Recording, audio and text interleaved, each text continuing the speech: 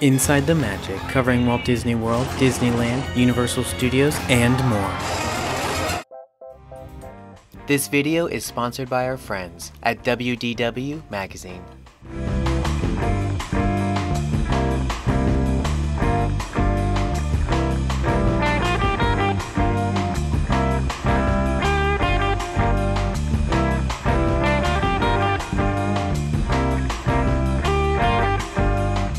Hello, my name is Sean Spazzato with Inside the Magic here at Disney's Hollywood Studios for this week's Inside Walt Disney World. Today is Tuesday, October 23rd, and as you can probably tell, I am here at Hollywood Studios starting my day, and then I'll be making my way over to Disney's Animal Kingdom and to Disney's Magic Kingdom as well. Now, for those of you who are new to our channel, welcome. Inside the Magic is your home for everything Walt Disney World, Disneyland, Universal Studios Orlando, and Hollywood. So before I begin, I just want to thank you so much for joining me, and please be sure to sit back and relax and enjoy this look around Walt Disney World this week. For my first stop, I am now on Sunset Boulevard here in Disney's Hollywood Studios, and I'm giving you guys a look at the new Christmas decorations, as it appears, that just went up on this street. Now, as you can tell, they're kind of just fixated to the light poles, so it's not super dramatic or anything too crazy just as of yet. But it is a little strange, as it is only October here in the park.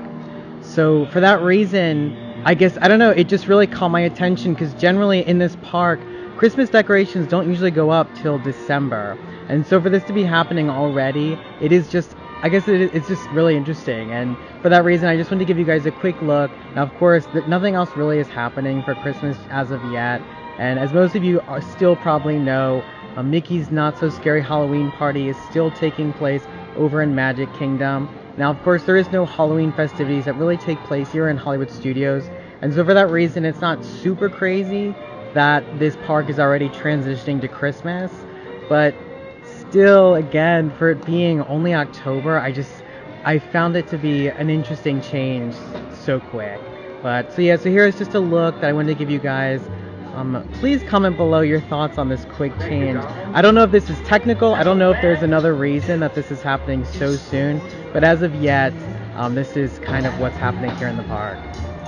For my next stop, I am now right outside of Animation Courtyard, giving you guys a look at the new Vampirina meet and greet here at Disney's Hollywood Studios.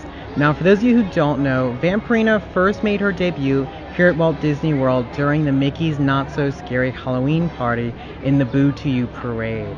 And since then, she's kind of been popping up in different places around the parks, and in fact she's actually coming to the new Disney Junior Dance Party that will be premiering later this year in December. For those of you who don't know, the Disney Junior Dance Party live show used to be here in the parks, and as of recent of this September, the show had unfortunately been kind of closed, but of course it was in fact to create a whole new one, which of course will be premiering this December with the addition of Vampirina. But yeah, I just wanted to give you guys a look at this cute meet and greet. I don't know about you, but whenever I come to the Disney parks, I love meeting with the different characters. Personally, my favorites are Ariel and Cinderella, and so I personally grew up with Disney Channel, and so for me she's just a little bit before my time. But anyway, I just wanted to give you guys a look at her new meet and greet. Now, if you look at some of the new things featured at this meet and greet, it's just a bunch of posters and cute little props that kind of follow along with her character, and if anything, it just makes the whole experience a lot more funner. And now, this meet and greet only premiered this past Sunday, so do not feel like you've missed out, because literally it has just arrived here at the park. If you do want to experience it for yourself, this meet and greet, along with all the other character meet and greets at Animation Courtyard, is available from 9:30 a.m. to 6:30 p.m. So definitely be sure to make it over here soon. Today I didn't wait longer than 25 minutes to meet Vampirina, so for that reason I'd like to say that the line will always be that short. But for those of you who visit the parks a lot, you probably know that you can wait an hour and 20 minutes just to meet Anna and Elsa. So for my next stop, you can probably tell I am no longer in Disney's Hollywood Studios, and I've actually made my way over to Disney's Animal Kingdom. And for this stop, which I'd like to call my favorite stop, is essentially where I kind of take on a new treat found around the Walt Disney World parks.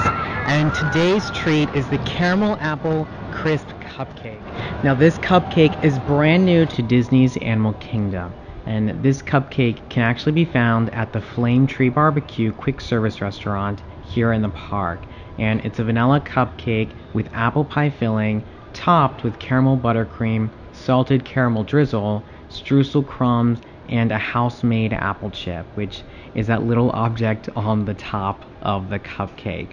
And for the price of this cupcake, I will say it comes to almost $6, and I guess really to put it in perspective and compare it, for those of you who may have been watching along with me, I did do a review of the Not So Poison Apple cupcake at Magic Kingdom, and this cupcake goes for about the same price as that one.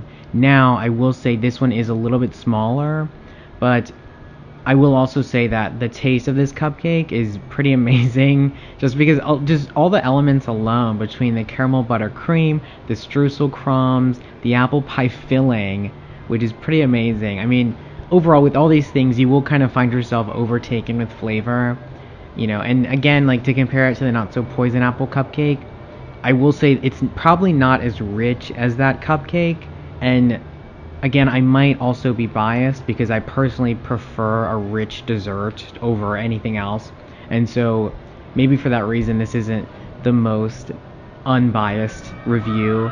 But overall, I will say that I do think this is a fun treat to try when in the park. Again, it's not as rich as the Not So Poison, and it's also not as big, and if you're someone who really likes to get your bang for the buck, then this might be something that deters you from purchasing this cupcake. But overall, I think if you're someone who's a fan of, you know, apple pie and anything apple and cupcakes, then I definitely think this might be a good option for you. For my next stop, I am now standing in the viewing area for the Rivers of Light nighttime show here at Disney's Animal Kingdom. And I'm standing here because I want to give you guys somewhat of a perspective of what I'm about to talk about, which is Expedition Everest. And I apologize if this isn't the best selfie angle, but regardless, I'd like to kind of stop here today because I want to discuss some rumors about this attraction. Specifically, one that refers to the infamous Yeti animatronic that is featured on this ride. And for those of you who have followed along with the Walt Disney World parks for some time, you probably know that this animatronic stopped working pretty shortly after this ride first opened back in 2006. And I know there have been many issues with the animatronic, and then I believe, from my understanding, the last known time that this animatronic ever functioned properly, according to the Orlando Sentinel, was actually back in 2009. So today, that's almost 10 years ago. And well, anyway, the reason I'm talking about this is because back in July of this year, Joe Rohde was tweeted by, of course, just one big Disney fan on the internet, kind of talking about what was happening with this animatronic, because back in the D23 Expo of 2013, it was promised by Joe Rohde that this animatronic was going to be fixed. But unfortunately, as most of you probably know, it has not been fixed. And so today I kind of just want to talk about it because, as you know, for those who do follow along with this series, it has been a little bit since I've been back in Animal Kingdom. And so, I don't know, a few months ago, you know, when this tweet was tweeted, I found it very interesting because I personally was curious to know what was going to happen. And the fact that Joe Rohde, an incredibly famous Imagineer, actually addressed this issue after so long, it just made me think, like, what is actually going to be happening with this attraction? Now, again, for annual pass holders and for visitors of this park who probably experienced this pretty recently, you know, the movement of this animatronic I don't think is incredibly important. I know there's a lot of jokes that are used in referencing this animatronic, the Disco Yeti, just a bunch of, and to kind of explain that, just because the strobe light that kind of goes while you're passing by the Yeti it kind of makes you think of that, of like a disco party environment. But yeah, so I don't know, I wanted to address this, and I'm curious kind of what everyone thinks. If you could, please comment below, what are your thoughts about this animatronic still not being fixed after so many years later? Now, I personally, again, I don't really think it's too big of a deal, but the fact that Joe Rohde did address it a few months ago, it makes me think, are we going to start seeing some closure of this attraction anytime soon for this refurbishment, or I guess fix to be made? I don't know, but I did of course want to stop and talk about it and get everyone's thoughts and opinions, because again, I myself am curious to fix the Yeti or to not. For my next stop, I am now outside of Up, a Great Bird Adventure here at Disney's Animal Kingdom. Now, for those of you who maybe are not familiar with this show, it did just premiere earlier this year back in April.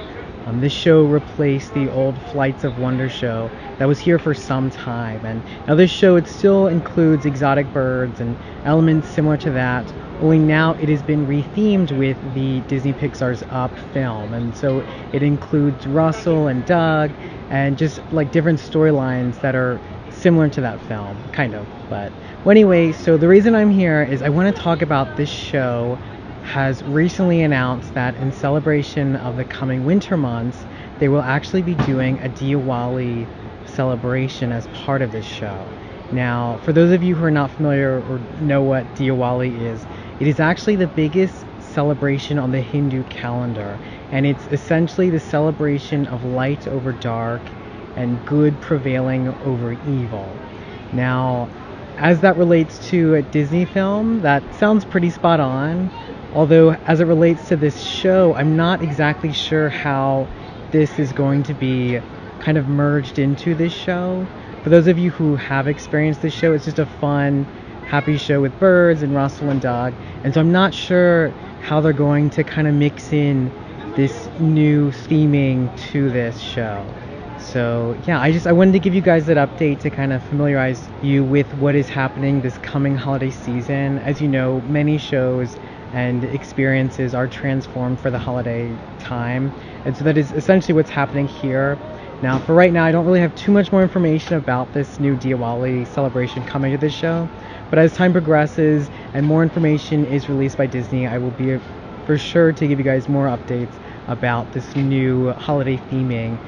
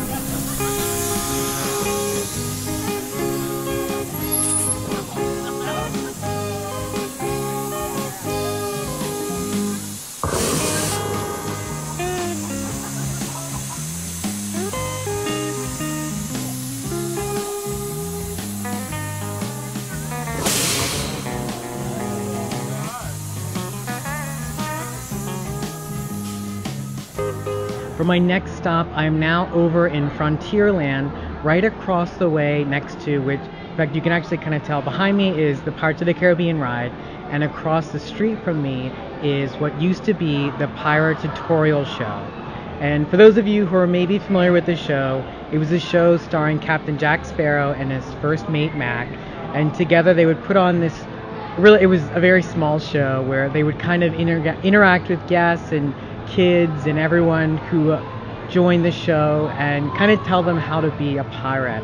And unfortunately this show, as of September 29th, is no longer here, and in fact it is now just a meet and greet with Captain Jack Sparrow himself. So there's no longer a show aspect to this experience. It is now just a meet and greet, which, you know, I know for a lot of people they may be disappointed. I myself am a very big Pirates of the Caribbean fan, and so I think the show, I think it was a fun, entertaining little thing to do in the park, kind of while you were walking past this area. By no means was it something, you know, to mark on your to-do list as something you have to do. You know, it wasn't an attraction, it wasn't a legitimate sit-down show. It was more of just a fun little experience to see while visiting the parks. Unfortunately, it is sad though, because I think with the show, it was more engaging in the sense that you got more information and it was just entertaining more so. And now the experience is just that of a meet and greet. Again, I love a good meet and greet. Who doesn't love meeting their favorite Disney stars? I guess it's just something different. For those watching, what do you guys think? Are you sad that the Pirate Tutorial Show is now no longer here at Magic Kingdom? Or are you kind of happy because now it's more of an interactive meet and greet where you actually get to spend time and talk to and take pictures with Captain Jack Sparrow? Let me know in the comments below.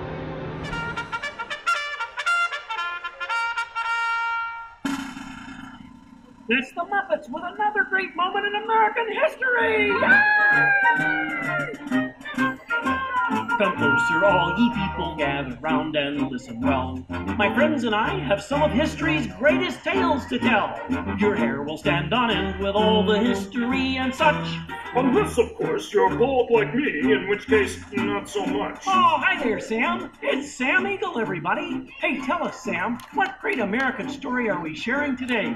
Today we shall salute the Midnight Ride of Paul Revere. Ah, a great story indeed. The ride of... Greetings, my fellow Americans, and others. As official historian of Liberty Square, I am honored to present to you a dramatic recitation of The Midnight Ride of Paul Revere by Henry Wadsworth Longfellow, with additional dialogue by Sam Eagle. Cue the patriotic music. Let us begin. Listen, my children, what is going on here? You said chickens. I said children, not chickens. Oh, I bet. Shoo, shoo. We're going. Come on, girls. Let us begin again. Listen, my children, and you shall hear of the Midnight Ride of Paul Revere. Hi-ho, Paul Revere here. It is moi, Paul Revere. What? Oh, good heavens. Piggy, it's Paul Revere, not Paula. But it's a starring role, so surely it must be meant for moi. Paul Revere was a man. Correction, he was not just a man. He was a son of liberty, along with John Adams, Sam Adams, and John Hancock. Well, then what part is written for moi? I'm sorry, Piggy, but there's no part for you. Oh, we'll see about that. Sorry about that, Sam. Please continue. Right, where was I? Yes. He said to his friend, if the British march... Hang a lantern in the North Church Arch. With a watchful eye, look out for them. To which his friend replied, No problem. I'll hang one if by land, and 2 if by sea. Great. And 3 if by monorail, Fozzie. and 4 if by pogo stick, No, 5 if by Fozzie. unicycle, Fozzie. 6 if by registered mail. Fozzie! Wow! Fozzie, are you okay? Yeah, the lanterns lightened my fall. Get it? Lanterns? Lightened? Ah! just hang the lanterns from the church. 1 if by land, and 2 if by sea. That's good, because we only have 2 left. Oh, Ah, 2 lanterns. They're coming by sea. Ah, yes. Now, Paul Revere upon his horse did ride. Oh, where is the horse? Here you go, Kermit. Gonzo, you were supposed to get a real horse, not a stick horse. The real horse got sick. Oh, is he a little horse? Does he need some cough stirrup? Do I know funny? I have had enough of this kind of nonsense. What kind of nonsense would you prefer? Would you get out of here? Oh, now where were we? Well, I am on a horse. Ah, yes. Paul Revere upon his stick horse did ride, and by the light of the silvery moon he cried. Oh, what is that music? What? Not the dark, but the light. Oh, monsieur. Stop it. Not the sun, but the moon. I want to. Stop it. Not For my last stop, I am now sitting at the Starlight Cafe here in Tomorrowland at Magic Kingdom. And I'm sitting here because I kind of wanted to rest my feet as it has been somewhat of a long day. But for this last stop, I am now going to talk about Monsters, Inc. Laugh Floor. And for those of you who don't know, this attraction is kind of like a theater attraction here in Tomorrowland. It's kind of over by the main entrance to Tomorrowland if you're coming from right in front of Cinderella Castle. And this attraction first premiered back in 2007, and it's been a very large part of the park ever since. And I actually did talk about this a few weeks ago in an earlier episode, but essentially, for those who have not been following along, I kind of want to just talk about the refurbishment to this attraction's facade. And this refurbishment started, I want to say, about a few months ago now.